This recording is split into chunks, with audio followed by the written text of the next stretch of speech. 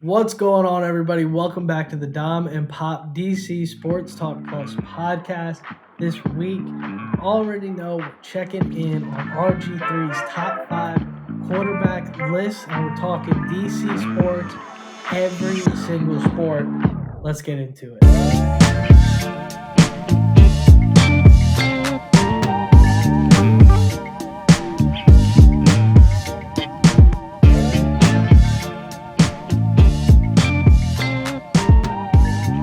Pop, how you doing, man? What's going on, son? Last week we had to talk about acceptable grades in school. This week, I think we're going to need to sit down and talk about your tardiness problems. Yeah, tardiness problems. I'm sorry. I know I interrupted your Saturday afternoon nap. You missed out on a few extra minutes. We're supposed to start 20 minutes ago. I know. You missed out. Look, I was doing a new install for Madden, a new offensive install. I was working out my playbooks. I mean, at least you got a good excuse, And then to top it all off, he sets up the link for the video feed here, and what do I see? An empty chair. Getting my cup of water from the bathroom. It was 2 seconds. You can see the bathroom door is right there. I just had to walk, pick it up, and come back. That's it. All right. Now, all good. Juiced and ready to go. Let's do this thing. Boys are dialed in, ready to get after it this week. I mean, we got to get into it. There's not a ton going on news-wise on the Commanders side. We're still kind of in the waiting process with the whole Snyder situation, of course. We're sure you've heard all about our boy Apostolopoulos, Snuffleupagus, making his bid on the team. I heard there's a new secret bidder, Dom T. Have you heard of this guy? Yeah, I think he's about $6 billion short. Yeah, didn't make it past the vetting process. Once they checked his credit score, it wasn't really didn't go anything past that. He's still drumming up the finances for it all. Yeah, it turns out you can't also be eligible for Medi-Cal assisted healthcare payments and buy the Commanders at the same time. Those two things don't work together. But so yeah, we're not going to talk anything about ownership. There's plenty going on there and nothing really new to learn. So we're still waiting. Hopefully he sells the team. So we figured this week, let's have some fun. Let's talk national. RG3 took to Twitter to get off some hot takes, as he often does. And he broke down his top 5 quarterback lists this week, both in the NFC and the AFC, which I thought was kind of a fun format. Instead of just talking top 10, he split it into the 2 conferences. So obviously, me and Pop have some thoughts about that. We're going to break down his list, and then we're going to give our own as well, kind of maybe chirp at the boy a little bit, tell him where he went wrong, maybe end up chirping at each other. So, Pop, do you want to read off the list? You want me to do it? How you feeling? Take it away, son. Take it away. You're rested and ready to go. Yeah, I'm in it. You're the rested one. I mean, you woke up from a nap. I've been going all day, but it's all good. So we got on the NFC side of ball, he had Jalen Hurts number 1, Kirk Cousins number 2, Dak Prescott number 3, number 4, Kyler Murray, and number 5, Geno Smith.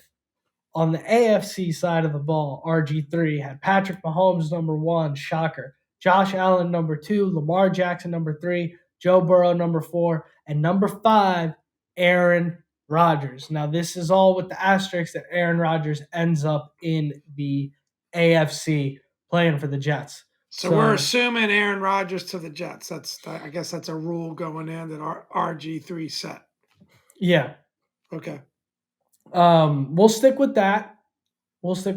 So do you want to, Pop, give me your reactions to those lists right off the bat before we get into our own list? First reaction when I had when I saw the list is, wow.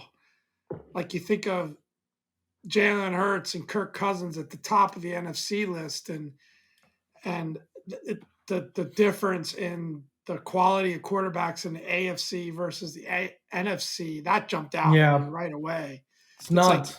Like, you think Kirk number 2, Dak number 3, Kyler number 4 on RG's list, and Geno Smith. It's like those aren't names you expect to see in a top 5 quarterback list necessarily, or that high on a list. So that kind of blew me away. And then, I don't know, seeing Joey B at number 4, You can't be happy with that. That's kind of That's crazy. nuts. No, I mean it'll reflect on my list, but I just think I don't know how you can put Joe Burrow at number 4 with what he's done in the last 2 years. I just don't know Yeah, how. I mean, since he's been healthy, he tore his ACL obviously, but since he came back from that, it's been AFC Championship or bust every right. single year.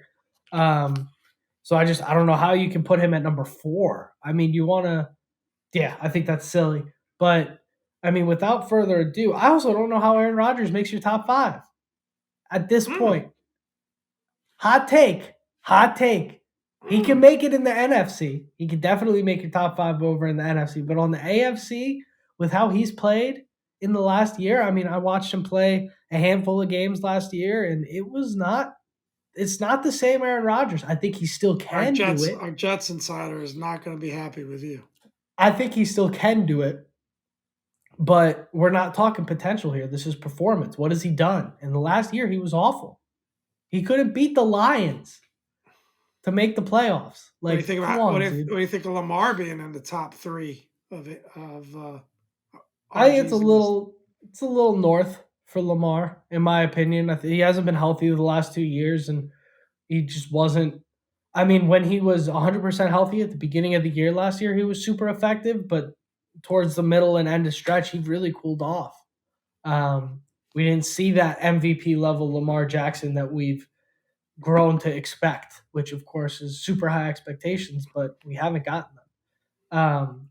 So, I mean, I think we're going to start spoiling our list if we give any more breakdowns. So, why don't we hop in our list? What do you think? Sounds good.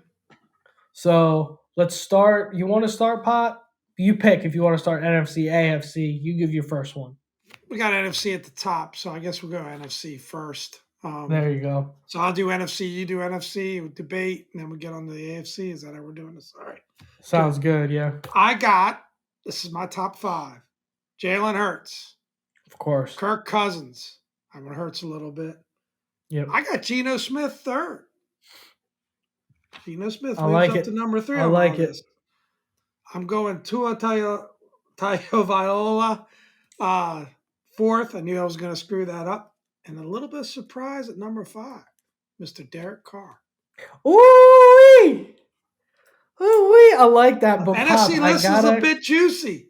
NFC list is a bit juicy. No Dak, I no got bad Kyler. news. I got bad news for you, Pop. The Miami Dolphins are in the AFC.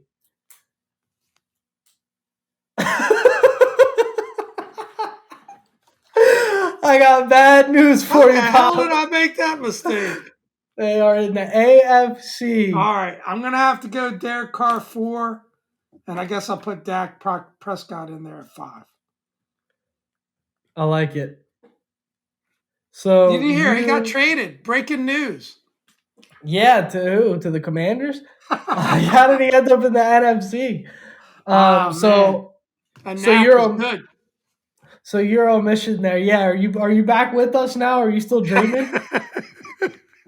Oh my God, he's in REM state doing the pod. So He needs to get obviously, old, son. so you left the boy Kyler Murray off the list there. Yeah. Our boy Calamari. You want to give an explanation for that, or you feel like that's I just, he's a quarterback that I liked a lot a couple of years ago. He was on my yeah, fantasy team. I just think that, you know, he's been had the reputation of being difficult to coach. He kind of goes off on his own and does his own thing. He's a tough time staying on the field. You can argue the same thing with Tua, but I just feel like I think it's potential that's not fully achieved or not fully reached there yet. And I just wonder if he's ever going to get there. yeah, So, similar in stature and makeup as a Tua, but I just think Tua's biggest problem is injury. We saw that when he was healthy, he was balling out at certain points last year. He was at the top of the league, although he was on the wrong list for me. So I don't know why I'm arguing for yeah, Tua, but in a similar vein there, just saying related to quarterbacks, I just think that I just got to see him be consistent in his performance, perform within an offensive, script or being able to be coached up. He's got a reputation for not liking to put in the work in the film room. I mean, they've had to trying to put incentives in the contract for stuff like that. That's not a Yeah. good sign. I just haven't seen enough out of him, to be honest. Talent is without a doubt there. He should be in top 5 talent wise, for sure. Definitely, definitely. I agree with that. I do have Kyler in my top 5, which I'll give to you now. Just because I think Derek Carr had such a down year You don't have last Tua year. Tua in your top 5? No Tua. And you know what? Funnily enough, I actually didn't have a top 5. And as you're doing it, I went, "Oh, that's good. I forgot about Tua. I need an NFC quarterback." And then like this next thought was like, "Wait a second. They're in the same division as the Bills and the Patriots. They're in the Can we AFC." start What was over? Pop thinking? Can we start over? No, absolutely not. That's a great short right there. Everybody, don't forget to like, comment, subscribe for more in-depth, 100% No, accurate analysis. that short's not Um, getting made unless the West Coast steps up. we might have to come out of retirement for that one. That's too good. So that's Pop's NFC list. I'll give mine real quick, and then we can react to that. So mine's actually not too different from RG3's. I got Jalen Hurts at number 1, Dak Prescott at number 2, Geno Smith number 3, Kirk Cousins number 4, and then Kyler Murray at number 5. So it's tough in the NFC because I look at Jalen Hurts and then these other 4 guys. It's like between Dak, Geno, and Kirk, it's any given Sunday. It kind of like any one of them is going to be the better quarterback on any day. You just don't know. They're so close. And Yeah, Jalen for Hurts sure. is obviously MVP level player. Um, Well, Unbelievable talent. if you look at like that's a lot of those top quarterbacks, right? I mean, Jalen Hurts was a guy that a year ago there was a lot of uncertainty about what his status was, or should the Eagles even go with him or not. Not on And this then you're podcast, right, there wasn't. But that's true. We like him, but then you're right. Kirk is a guy that they've wanted to run out of town on many yeah, occasions. Geno's a 1 year guy that wasn't even really supposed to be starting for Seattle. Kind of ended up starting because of injury. And then Dak is someone that struggled. Derek obviously didn't have a great season, on my list in Las Vegas. So yeah, I just that yeah. AFC list is kind of shocking to me when you see it. Yeah, it's rough. The NFC is bad. And that's, if you want to tie this back to the Commanders, obviously Sam Howell is not eligible for the conversation or ready to be a part of that conversation yet. But I mean, shoot, whether it ends up being Howell or Brissett, it's a very crackable list. Brissett might sneak into that list, man. It's a very crackable list. I know you're very high on Brissett, but it's not. You look across the quarterback play. Very Obviously, true. Brock Purdy put together a hell of a back end of the season last year before the injury. Gotta Maybe see he more. beats Philadelphia. We'll talk indifferent, but like you said, we got to see more. I had to, when it comes down to number 5, you're going Derek Carr or Kyler Murray. I had to go with potential on Kyler there. I think Carr's headed in the wrong direction, and I think Kyler tore his ACL, but maybe he's able to start putting some stuff together next year. So let's get into the AFC. This one's a little bit more exciting because we've got 5 undeniably elite top tier quarterbacks in this one. I'll go first if that's okay with you, Pop. Absolutely. So guaranteed number 1 is going to be Patrick Mahomes for both of us, right? I don't think we even need to talk Yes, about that. no doubt. At number 2, I got Joe Burrow. I don't think that's controversial. I think if you've watched football and you're not a Ravens fan, no offense to our Ravens insider, I don't think that's a conversation, personally. Right. Josh Allen at number 3, all the talent in the world, but throws a lot of interceptions. So when we're talking about these absolute alphas, he's got a chink in the armor that maybe Joe Burrow and Patrick Mahomes don't quite have.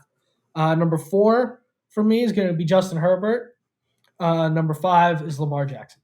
So Aaron Rodgers not making my list. I'm anti Aaron Rodgers, so I'm sticking to it. But yeah, Herbert at 4 and Lamar at 5 for me. All right. I got my top 2 match yours. I've got Patrick Mahomes. I agree with you about Joe Burrow. I think Definitely. he's knocking on the door there. Josh Allen's dropped a little bit. I think he's been a little inconsistent with his performances, and but still a great player. I got Lamar at number 4, and I got Aaron Rodgers. I'm showing a little respect to Aaron Rodgers. I just think when you look at, his ability and his ability to ball, and I think that he's going to come in very motivated this season with the Jets. I don't know how you keep him out of top 5, so I disagree with you there. I'm gonna go with Rodgers in my top 5. He's a guy who would have put in the top 5 of the league, easily put in the top 5 of the league a year ago. In fact, I think if you go back and look at our QB rankings from last off season, I'm pretty sure we had them both up there. So I don't know how you leave him off your list. Well, because he was coming off back-to-back MVP seasons, and then he goes 8-9. But it's one season, and he wasn't good. Team. What weapons did he have? What weapons did he have? He wasn't good, though. It's not even about what weapons. So that's it. You think he's falling off a cliff? I'm not saying he's falling off a cliff, but I'm saying I'd rather have Justin Herbert, and I'd rather have Lamar Jackson. I would rather have both of those guys too, and I got Lamar higher on my list from a long-term perspective because obviously Aaron's 40, but for one season, I don't think he's dropped out of the top 10 quarterback now, list. If you tell me go win a football game tomorrow, and everybody's going to play the best they're possibly capable of course you take Aaron Rodgers. But if you tell me go play the football game tomorrow and you're going to spin the wheel of outcomes, Rodgers to me has lost that consistency. He's fallen off a cliff. Where would Rodgers fall if he was still in the NFC? Where would he fall on that NFC list for you? Oh, I mean, you're talking about Dak Prescott, Geno Smith, Kirk Cousins, and Kyler Murray. He's got to be number 2. Number 2. But any one of these AFC guys, top 5? Any one of these guys in the AFC top 5 is going to be number 2, with the exception of Burrow and Mahomes, who I think would go above Hurts. But little people didn't know that there are some insider live feeds of this pod, and our Jets insider is extremely disappointed with you. Just want to let you know that. That's fine. I'm sorry that's my buddy, man. I got all the love in the world for him, but I'm off the Rodgers train. Go back and watch that Green Bay and Tennessee Thursday night game. One of the most miserable performances I've seen from Rodgers. He's not what he used to be. You could do that to any quarterback on this list, maybe, except for Pat. So, well, the difference is none of these quarterbacks went 8-9 last year. But anyways, and then so obviously Justin Herbert making my list, not making your list. You got a problem with my boy Justin Herbert. You've been down on him. Is it jealousy? Are you mad we didn't pick him when we had the opportunity to? What's the situation there, Paul? I feel a bit like he's been overhyped. At the end of the day, what have the Chargers really done with Herbert? It's not much. And you start talking about guys like Patrick Mahomes and Joe Burrow, who are going to the championship game every year or a Super Bowl. I just don't think he's. I mean, especially when you look at this AFC list, these guys on this list are all making deep runs in the playoffs, maybe bar Lamar Jackson, or Super Bowl winners. I mean, these guys are, I just don't see him cracking that list yet. I got to see more. And I got to see more of that team performance benefiting from Justin Herbert. So that's why I got him down at number 4. I think he's been performing well in spite of the Chargers rather than because of the Chargers. I think they got a lot of they got all the talent in the world, but they got a lot of systematic issues there. Hopefully, I think Kellen Moore headed out that way will change that. But I can respect you not putting him up there. I mean, you would put him ahead of Trevor Lawrence. See, I when I was making my list, it really came down to Trevor or Aaron at 5. And if I was going young, I think I'd go Trevor Lawrence. It's the same reason we're not going to put Brock Purdy on that NFC list. It's Trevor Lawrence had a great back half of the season last year. Let's see what he does next year. You're going to compare Brock Purdy to Trevor Lawrence. No, The I'm not. Trevor, number one rush over back, rush back, rush back, Mr. rush back, rush back. Irrelevant, who we don't even know if he's going to be able to come back off of that or injury. I said it's the same reason. If you listen to what I said, I'm not comparing the two. I'm just saying it's the same reason that Purdy, in my opinion, was ineligible for the NFC because we just didn't see enough. I feel that way about Lawrence. I think we saw how great he can be, but we saw it for 9 games, 8 games. We didn't see it for an entire season. So next year we're having this conversation. He's almost definitely going to be in our top 5. I think. Fair point. But Fair when we're point. talking about do me a favor, don't echo those two guys in the same sentence again. they don't belong in the same sentence. It's just I'm using the same reasoning. That's all I'm saying. We said the NFC is much weaker. Teachable moment. We said it was much weaker. So I guess just real quick, because I think we're running a little long on the segment, but yeah, 2 of these guys, we don't even know for sure what conference they're going to be in with Lamar and with Aaron Rodgers. I don't think there's a lot to say on Rodgers' case because, I mean, it doesn't seem like the Jets and the Packers are anywhere closer to striking a deal. So seeing how that all evolves and plays out, maybe, our Jets insider mentioned maybe at the owners' meeting, the meeting of the minds, something gets worked out. And then with Lamar, it's same thing. Like you look at the possibilities. And I thought it was, real quick take. I heard an interview this morning where was Mike Florio, where he was talking about, he thinks the Ravens are going to match no matter who comes out and does it. And so I was thinking of a team like the Colts, right, in the same division.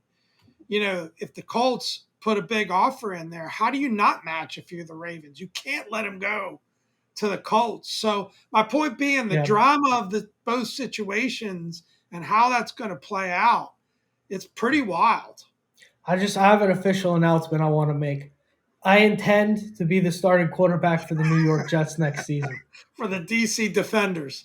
I'm just going to start saying it. I intend. Tell you what, I live in LA. I don't feel like moving. I intend on taking Matt Stafford's job. So I'm waiting on the call from Sean McVay. All I want you to Apparently do that's how this works. Contract. All I want you to do is sign that contract. Oh, man. I just want 1/10 of a signing bonus. That's all. That's all I need.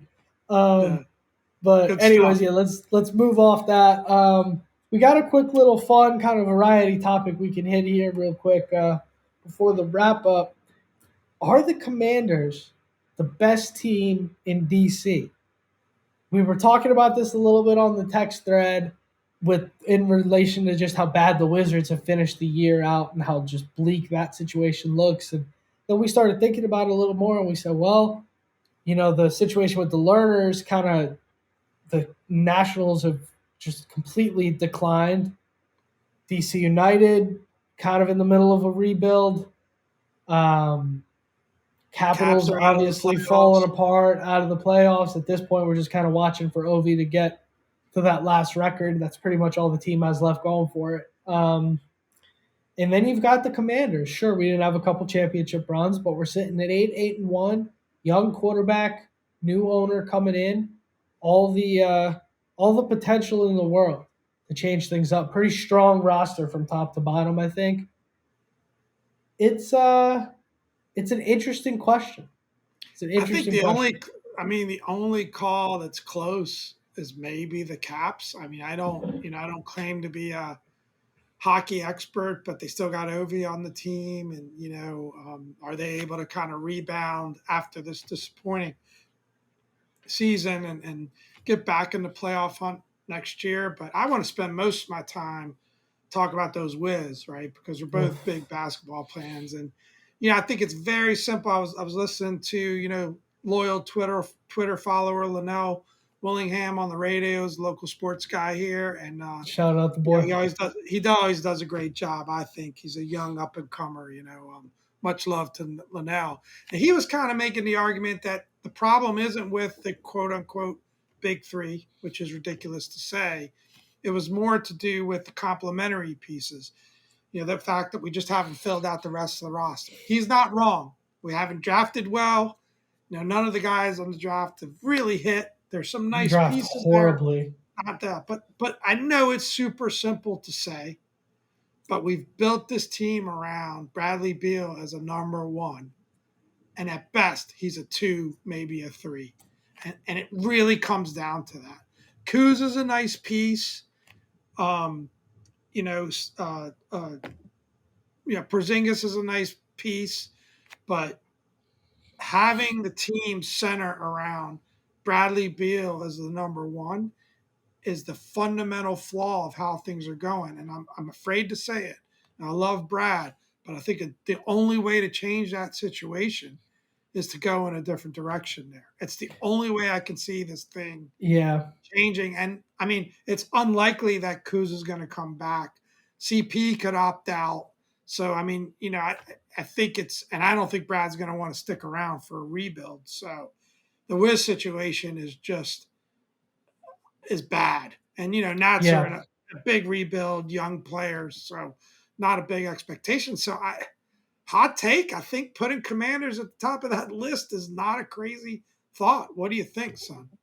Yeah, I mean, if you're looking at opportunity to win now, I think the Commanders, unfortunately, are probably at the top of that list. I mean, I think you got a team that has at least been solid and is trending towards a playoff berth. And I think widely around the league at this point, it's kind of recognized like we're a quarterback away from being able to not necessarily contend, but be a legitimate team. We're a quarterback away from being able to build towards contention.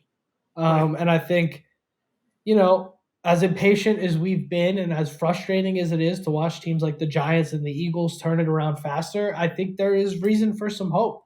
If you look at some of the signings we've made and the direction we're headed, and it's just other than the Nationals, who I don't know a ton about baseball, but I know their farm system is usually towards the top, and they're do a really great job of developing young players. And I have all the faith in the world in their general manager that he can build if we'll just pay guys. I think he could build a great roster. Um, the Wizards, just like you outlined, I think the main problem is injuries at this point. It's just But I think the you've way to got do this list is like to think about what are they going to do in their next season, right? In this case, the Caps Wizards are going to be is a lottery team. right, I think that's the best and thing for that's them. there's no reason to believe they're going to not be No, near the bottom of the league again, right? yeah, This next season, and like I said, the Caps, and DC United, I think the jury's still out. So, I think clearly a top 10 defense, a lot of really good weapons on offense. They're working on that offensive line. And, you're thinking about going into a season with new ownership in place. So that baggage, that all that stuff that's always happening in the background is gone. I mean, highly likely that's all gone. I think I got to put the Commanders at the top of this list. yeah. I mean, I don't think you can put a Love to price hear on your that. comments, people out there. Yeah, please. I think this would be a fun one to talk with people on Twitter about Yeah, and on yeah. YouTube in the comment section and all that. But yeah, it's rough, man. I'm with you. I think the Wiz should just blow it up at this point. I think Brad, I've been a big fan of Bradley Beal. He's one of my favorite basketball players that I've gotten to watch in a Wizards uniform. But I think if you love something, you got to set it free. And I think you're right. I just don't think you build the championship roster around Bradley Beal. I think you add Bradley Beal to your roster to become a championship team. I think there's a big distinction there. And I just think it's time to. I was saying last year when the rumors about doing it, trading him for Jaylen Brown were going around, everybody's like, no, that's not enough. I'm like, do it. Please, God, do it. That'd be the best thing we could possibly do. And of course, that didn't work out. And Jaylen Brown is a superstar now. Um, but I just don't. We got It's to not just get Brad. what we can get for Beal and just get moving. It's It's not not his. Brad's fault. I Yeah, mean, I was just about to say that. Yep, I it's not agree. his fault. Finish your point. No, that's exactly that. It's not his fault. It's just the team is not. The team is in the position now where it's like we should just liquidate everything we can and just get what we can get. I'm not. Um, I'm not. It's going to be really interesting because I think they've just banked on this idea of we're going to build around these three guys, right? And we're going to yeah, build around Brad, but it's falling apart. One, yeah, they can't get all three on the court, And even when they do, it's not overly impressive in terms of the performance. And maybe, Liddell's argument's legit. If you had a quality point guard and you had a quality, small forward that you could add to this group, that takes them over the top. But then are they ever going to be better than a fifth or sixth? Yeah, that's their ceiling, I think. If everything falls into place and they're perfectly healthy. That's the And problem. and it's It's not Brad's Ashburn fault, syndrome. but he's It's Ashburn misplaced. syndrome. You can't blame him Yeah. for getting that super max contract. I mean, he played that perfectly. And certainly he's going to be a confident guy to think he can be a number one. But he's not a number one. Yeah. Right? He's And not. somebody has to be the adult in the room and be like, look, Brad's a great player. He really is great player, always in the conversation for scoring leader when he's healthy, when he's able to put together full seasons. Obviously, this year's been a little different, but he's just not that, like, you can't just look at the numbers. You got to watch the game. And he's just not that guy. When you're talking about Jason Tatum, Jaylen Brown, Jimmy Butler, Joel Embiid, these are guys that lead teams. We don't have anybody that belongs in that conversation. And when you talk about being a scoring leader on a bad team, I think it's in a different context, right? Yep. Like, there are guys that have been scoring leaders on a bad team, and not taking any credit away from him because he got a couple years there where he did it. But I think those are more anomalies or one-offs versus, what you're going to see. If he's doing that on a winning team, we haven't seen that yet. And I just think he's a great complimentary piece, by all counts, great guy. We drafted him, but I just think it's reached a point where there has to be that separation there in order to move on. And this is going to be a really interesting offseason for the Wiz. Yeah, I mean, it's totally pointless, but it just makes you wonder, like, if Wall never got hurt, what could have been? Because Wall had that dazzle, that he had that ability to be the best player in the NBA on any given night. Ironically, though, I think it was a similar problem with Wall in that he was trying to do too much. Yeah. Like, I think I agree with you. Well, that was the case if he didn't have enough around him, in my opinion. Right. But I think he was trying to be a scorer, and that's not really his game, right? Being the top scorer on the floor, right? He's just a guy that athletic ability, and I also think he underperformed on the defensive end, which used to be very frustrating. Yeah, he had all the talent, and all the tools. Definitely later on in his time in DC, for sure. Yeah, but now it's going to be really interesting. We could probably spend another hour on the Wiz, but it's tough. We'd love to talk about him more, but it's just pain. It's just pain. Yeah. You have enough pain with the Commanders. Easier said than done, but it's the NBA, man. You got to have a Giannis on your team. You got to have an Embiid on your team. You got to have a Doncic on your team. We just don't have anything like that. So the best plan of action, in my opinion, is to sell everything and find that. We've reached that point. I'm not a tank guy. I don't like tanking. I don't like the idea of tanking. But play the young guys the rest of the way.